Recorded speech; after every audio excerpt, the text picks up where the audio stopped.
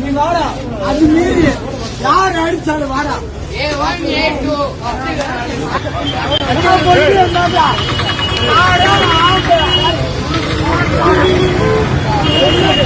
Auto பிடிக்க டக்குன்னு நம்ம தான் பிடிக்கணும்.